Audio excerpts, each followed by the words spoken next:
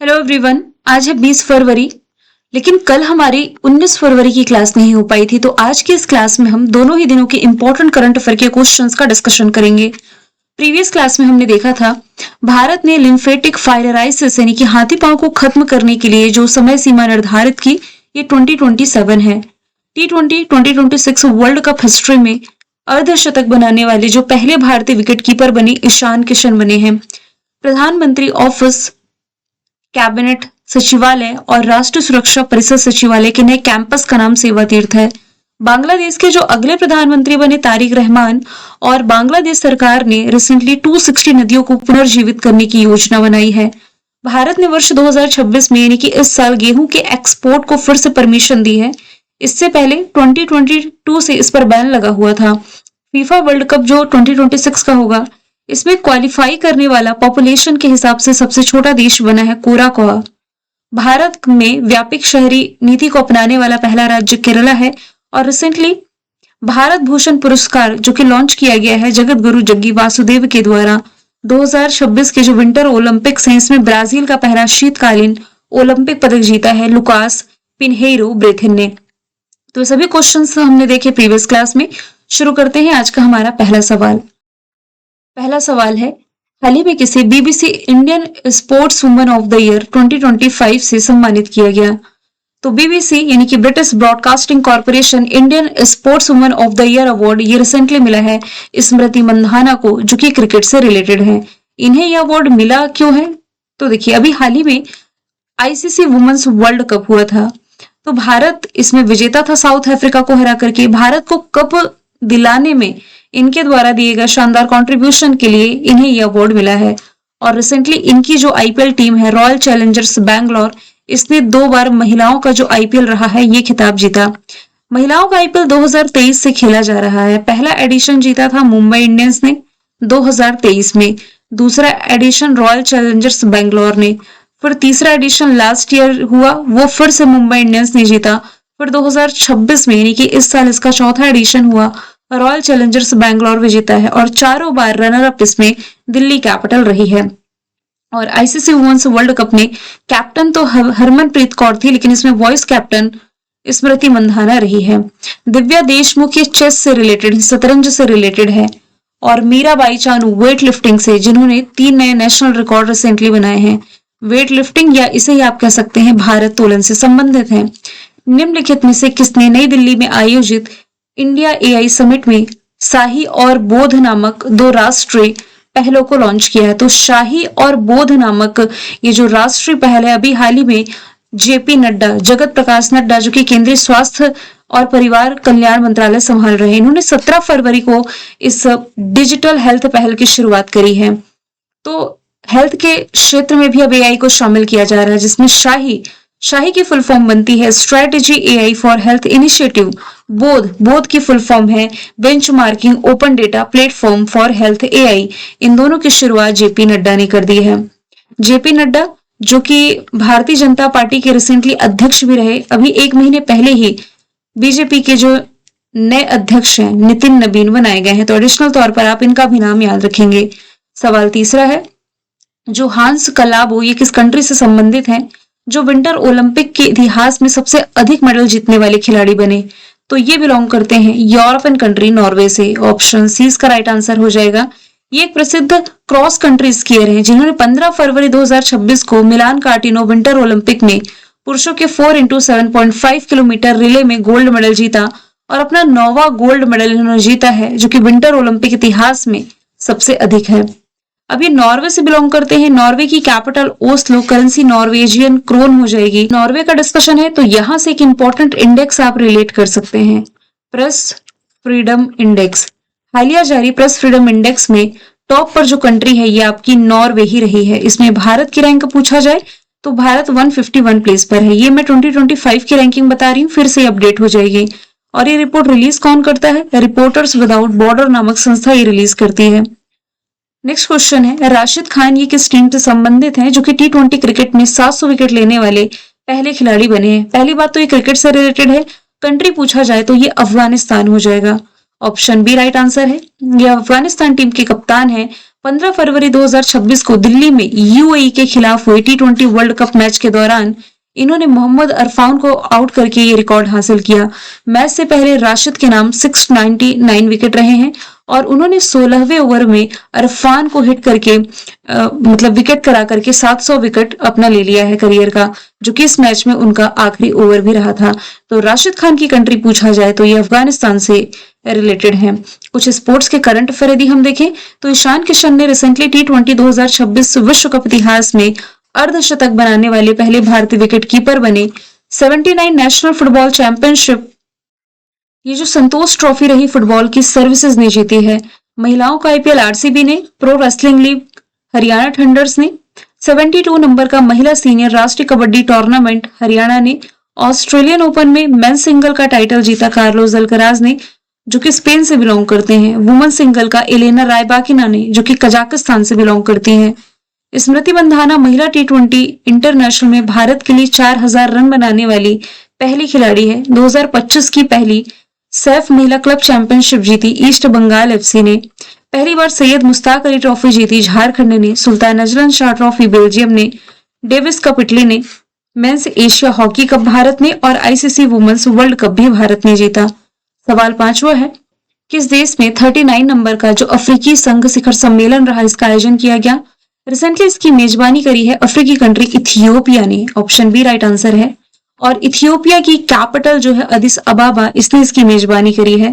और ये सम्मेलन फरवरी 2026 में अफ्रीकी संघ के मुख्यालय में ही आयोजित किया गया, जिसमें कि इस महाद्वीप के यानी कि अफ्रीका के 55 सदस्य देशों ने या इस देश के नेताओं ने पार्टिसिपेट किया, जिसमें कि राजनीतिक अस्थिरता, आर्थिक दबाव, युवा असंतोष जैसी चुनौतियों पर चर्चा की गई है।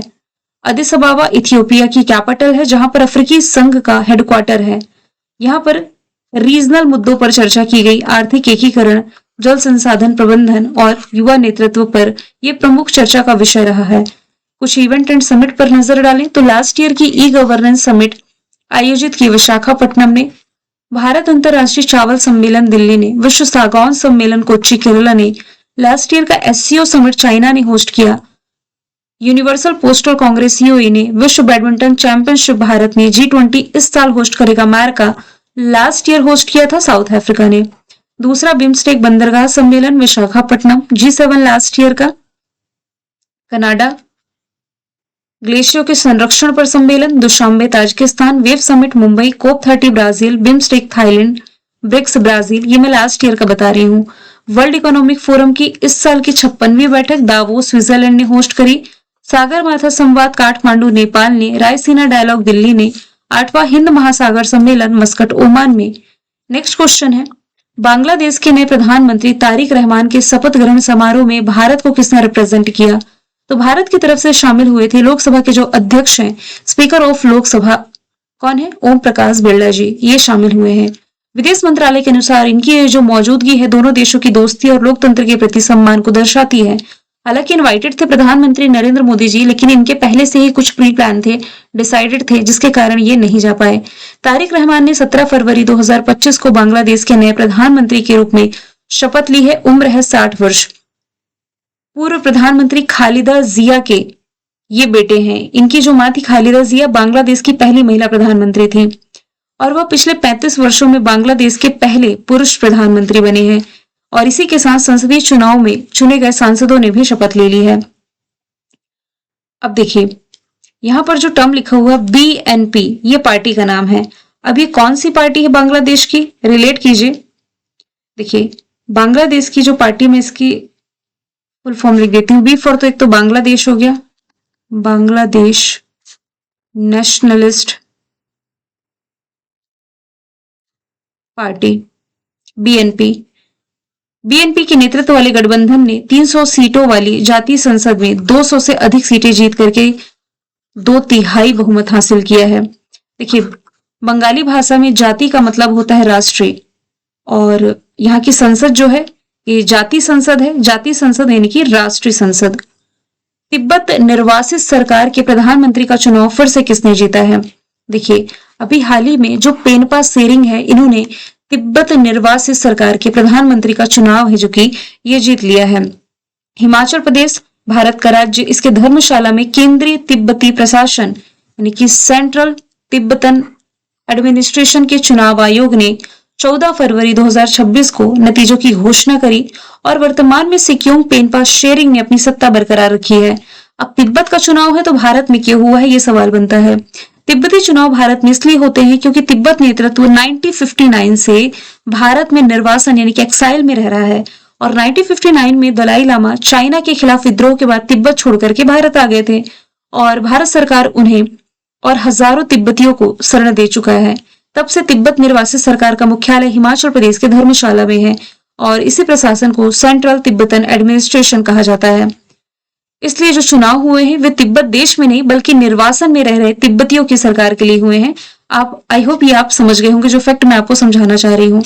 हालिया अपॉइंटेड प्रधानमंत्रियों की बात की जाए तो तारिक रहमान बांग्लादेश के प्रधानमंत्री बने, शाया जिंदानी यमन की, शाने ताकाइची जापान की, थाईलैंड के अनुतिन चारनाविराकुल, लिथुआनिया के इंगा रुगेनियन, यूक्रेन के यूलिया स्विरेडेंको, यूके के कीर स्टारमर, भूटान के शेरिंग तोपके, पाकिस्तान के शाहबाज शरीफ, रशिया के मिखाइल मिशस्टीन, इटली के जॉर्जिया मिलनी, इजराइल के बेंजामिन नेतन्याहू, श्रीलंका की हरनी मरसूरिया, मॉरिशस के नवीन राम गुलाम, ट्यूनीशिया की सारा जाफरानी, एस्टोनिया के क्रिस्टन मिशेल, भारत के नरेंद्र मोदी, बेल्जियम के बार्टा डी वेबर, कनाडा के मार्क कानी और ऑस्ट्रेलिया के एंथनी एल्बनीज।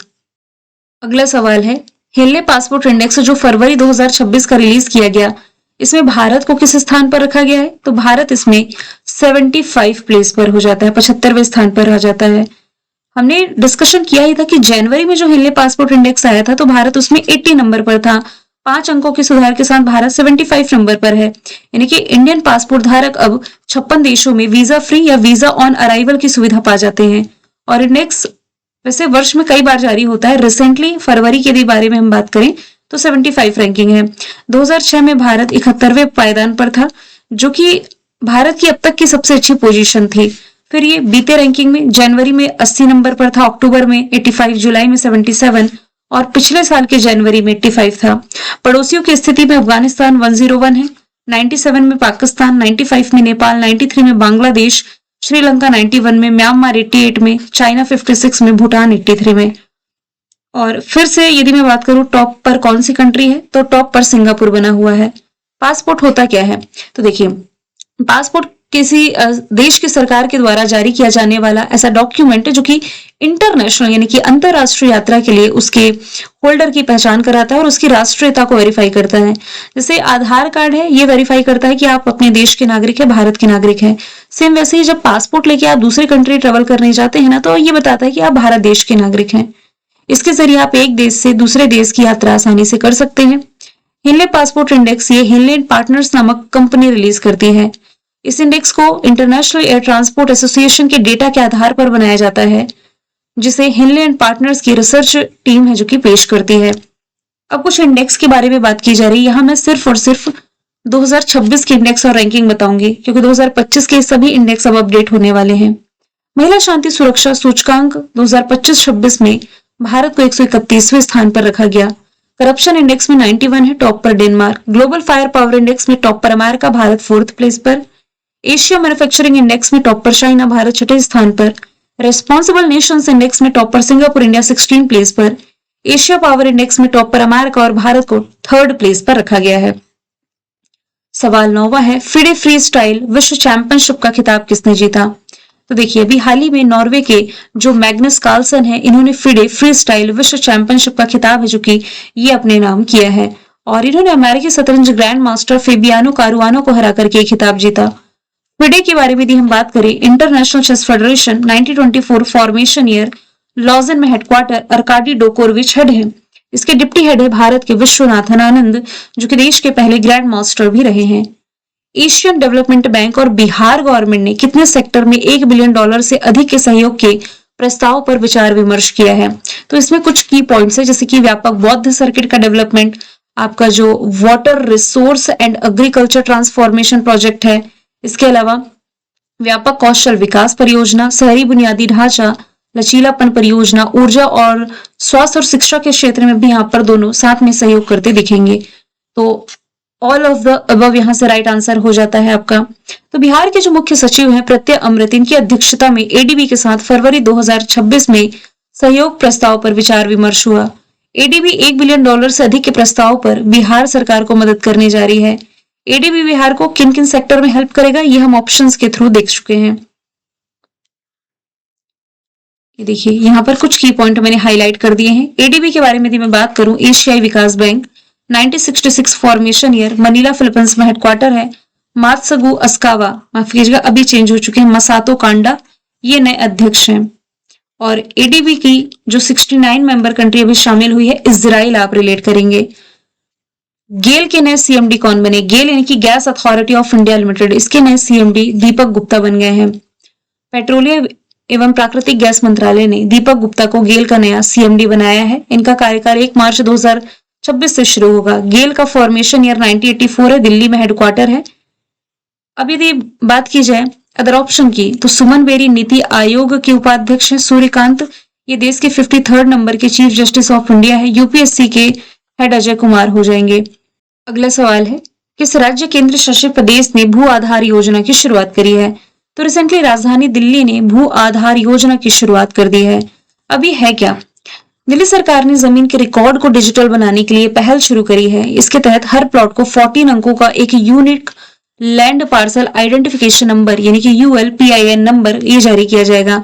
मतलब कि ये जो ULPIN नंबर है ना, उस जमीन के टुकड़े को आइडेंटिफाई करता है कि ये जमीन किसकी है। पूरी तरीके से व्यवस्था डिजिटल की जा रही है। जमीन से जुड़े फर्जीवाड़े को रोकने में इससे मदद मिल सकेगी और डिजिटल इंडिया मिशन को भी मजबूती मिलेगी।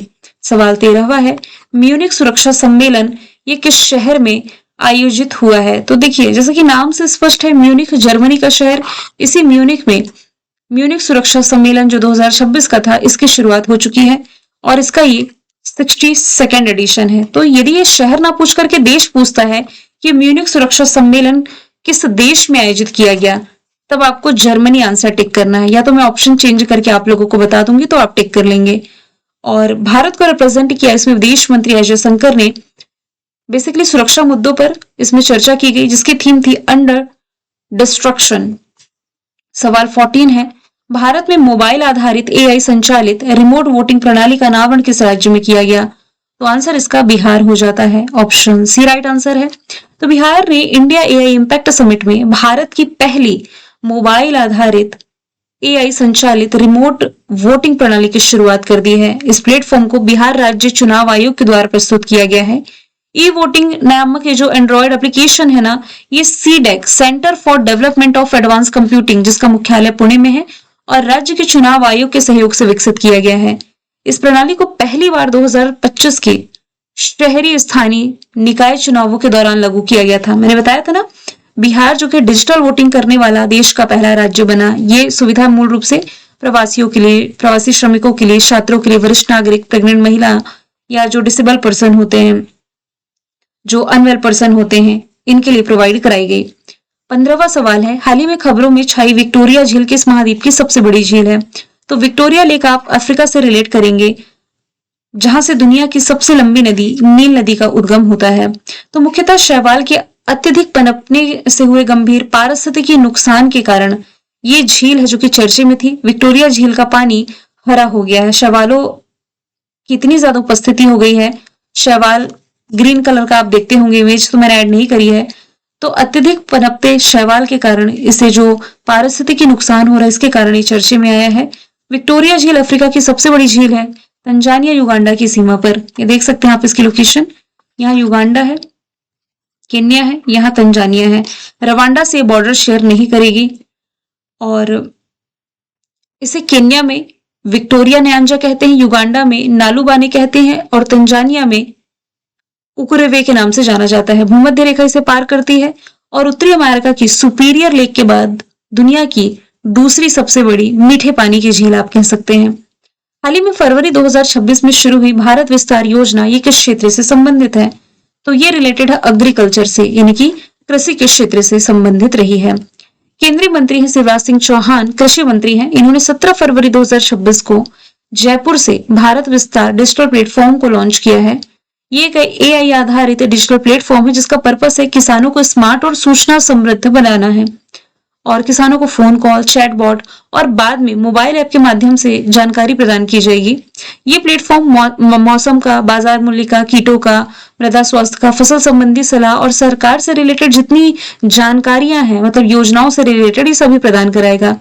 ये प्लेटफॉर्म 6 महीने के अंदर अंदर 11 लैंग्वेजेस में उपलब्ध होगा। मैंने कल आपसे पूछा था मिलान 2026 अभ्यास किस राज्य में शुरू हुआ? आंसर था विशाखापट्टनम, आंध्र प्रदेश। आज का सवाल है नई दिल्ली में आयोजित इंडिया एआई इम्पैक्ट 2026 का विषय क्या रहा है? तो आंसर इसका जो भी आप कमेंट बॉक्स में बताएं। मिलेंगे नेक्स्ट वीडियो में। Thank you so much.